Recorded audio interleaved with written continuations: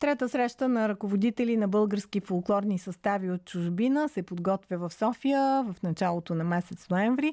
Добър ден, сега казвам на председателя на Асоциацията на българските фолклорни състави в чужбина, Радослава Недялкова, за да чуем повече. Добър ден! Добър ден, здравейте! Благодаря отново за поканата във вашия ефир. Как да поканим и наши слушатели? Отворени ли ще бъдат вратите? Кога? Какво ще научим? Каним всички групи от чужбина, които ви слушат, защото знам, че е така. Имате много почитатели извън граница, които да се включат в рамките на срещата семинар, защото тя е тематично предназначена точно за такива ръководители на фолклорни групи. Що се отнася до приятели и гости, които за наше щастие всяка година стават все повече и повече, сме предвидели те да могат да ни посетят в началото, когато ще бъде официалното откриване.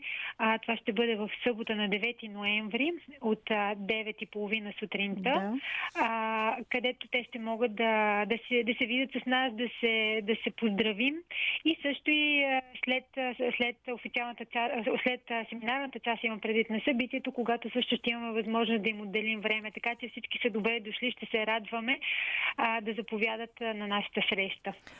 На 8 ноември се събирате, от 8 ноември започва срещата практически. Да, както всеки път в петъчния ден сме предвидели малко по-сериозна част, среща с институциите, с Министерството на културата и на външните работи, с агенцията на българите в чужбина, на която да можем отново да заявим факта, че ние има и че съществуваме и да поговорим за сериозните неща, това как българската държава, какво отношение има към групите в чужбина.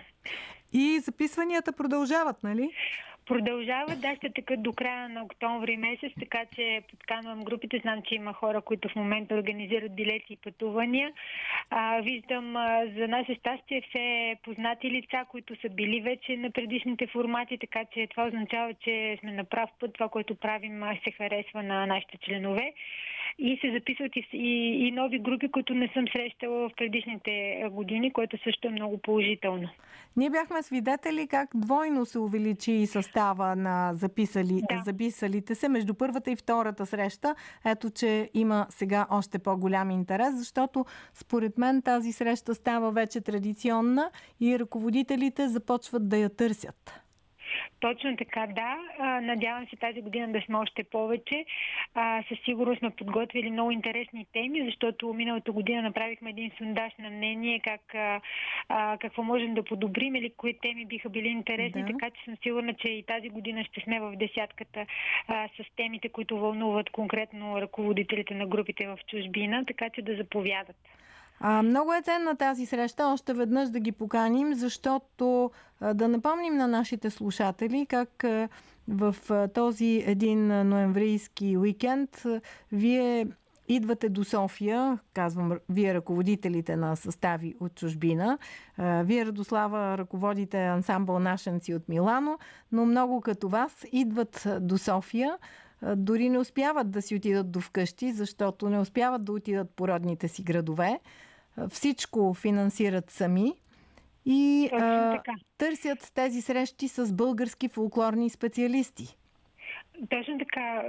Това е изключително показателно. Хората идват специално за тази среща и за това отговорността, която имаме ние като организатори, е много голяма, защото те идват и търсят контакти с български хореографи, търсят информация, която да си занесат в къщи, да приложат конкретно в своята дейност в различните страни от Европа. Така че всяка година се стремим да се допитаме до най-добрите специалисти в България, които да ни помогнат да направим нещо по-добро в чужбина и да бъде по правилния начин. Какво да очакват в програмата тази година? Не ми се иска много да издавам, но добре. Тази година ще бъдем в област Добруджа. Съсредоточили сме се там. Така че ще бъде изцяло темата за тази фолклорна област. Поканили сме едни от най-добрите специалисти и в певческата част и в танцовалната. Така че смятам, че в детайли ще разгледаме област Добруджа и ще се върнат всички с по-добри познания в къщи и дай Боже с идеи за нови танци от Добруджа. Така ще бъде със сигурност. Има какво да се научи за добруджанския фолклор. Има детайли, има дълбини, които не излизат на преден план. Така че ще бъде интересно. Още веднъж да кажем 8, 9 и 10 ноември. И 10. Къде ще се провежда срещата? В хотел Света София ще бъде в конферентната им зала.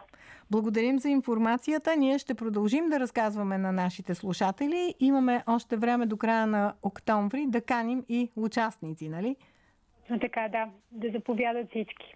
Радослава Недялкова, председател на Асоциацията на българските фолклорни състави в чужбина.